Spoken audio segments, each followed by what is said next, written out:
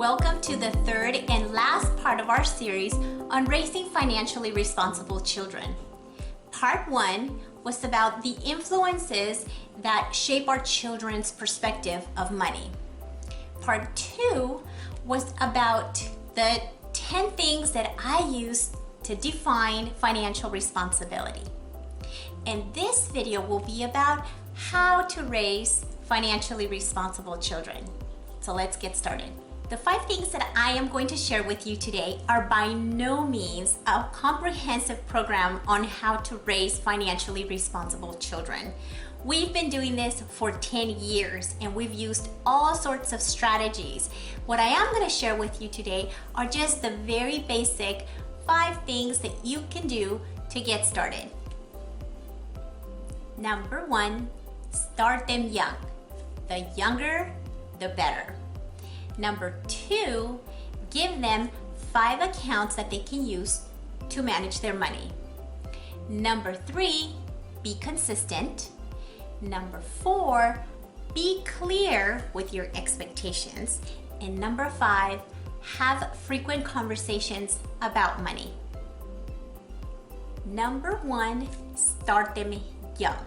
Now, if you've seen any of the other videos on this channel, you probably already know that I got my first 2 kids started with managing money when they turned a year old. My youngest one just turned a year, and yes, we have done his first money lesson, and I will put that in a video for you coming next week, so be on the lookout for that. Now, as they grow up, your strategies in teaching them how to manage money will change, because the way that you teach a 1-year-old how to manage money is not the way that you teach a 5-year-old or a 10-year-old. But because managing money is a habit that builds over time, you want to get them started young. Number 2, give them 5 accounts that they can use to manage their money. At the end of the video, I will link to another video where I talk about each one of those accounts in detail. But for now, you should know what they are. Number 1 is the Give account, and that is for giving to others. Number 2 is the Wealth account, which is strictly for investing. Number 3 is their Plan account, which is used to save money to use for big purchases. Number 4 is their Learn account, which is money used for educational materials or educational purposes. And number 5 is their Fun account, which they are to use on anything that's fun for them. Number 3 is be consistent. For the past 10 years, we've been pretty consistent with having our children manage their money. When they were little, we used to do weekly lessons where we gave them a little bit of money to separate into their 5 accounts, and now they do money lessons anytime they earn money. Now, I've done another video on this, which I will link above, where I talk about how the amount of money that you give them is not nearly as important as the consistency with which you have them manage their money. We've also been consistent about having our children manage all their money, not just what they're earned, not just what they're given, but all of it. So if one of the kids was given birthday money, that didn't mean that they just got to go out and spend it. No, they had to manage that money as well. So the key to success with this really is being as consistent as you possibly can as you're teaching them.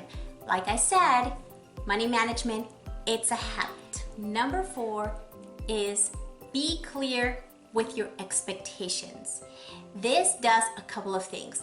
It brings certainty and security to your child, and it builds trust in you and trust in their money management system.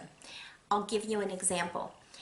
We made it very clear to our children that the money that was put into their Wealth account was not to be touched unless they were going to start a business or they were going to make an investment.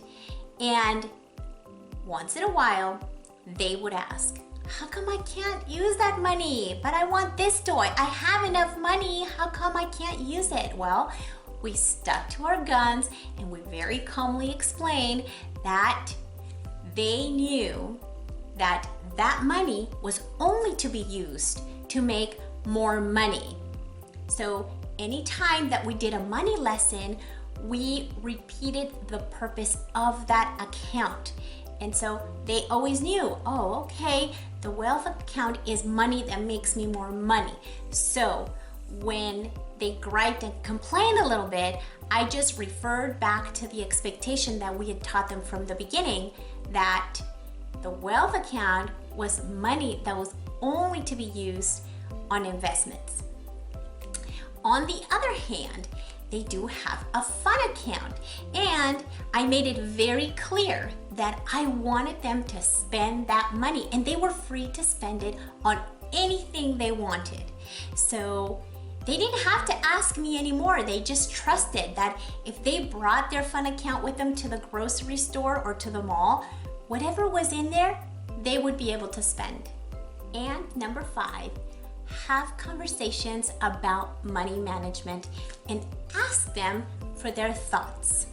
Now, remember in part 1 of this series, we talked about all the influences that have an impact on our children's perception of money. This is how you're going to manage all of that information. Whenever you see your child being conflicted about money, whenever they feel a little bit sad about not having money, or they feel motivated to go out and earn money, or they see a situation and it affects them and you can see that, have a conversation with them and ask them how they feel about it. This is probably the one single practice that has made all the difference in our money management.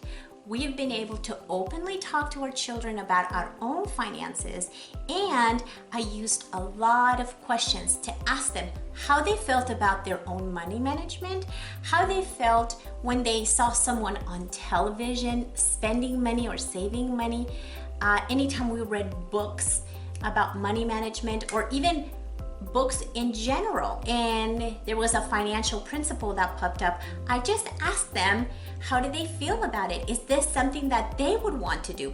Is this something that they would do if they were in the same situation as this character? All of that has been so important, not only to their money management, but also to building a relationship as a family. All right, friends, thank you for joining us for this 3-part series. If you're watching on Facebook, make sure you join us over on YouTube so you can get a hold of the rest of the videos. If you are watching on YouTube, thanks so much for your subscription. If you're not subscribed, make sure you click on the subscription button and the notifications button so that you are notified every time a new video is uploaded. Thanks so much again for being with me today.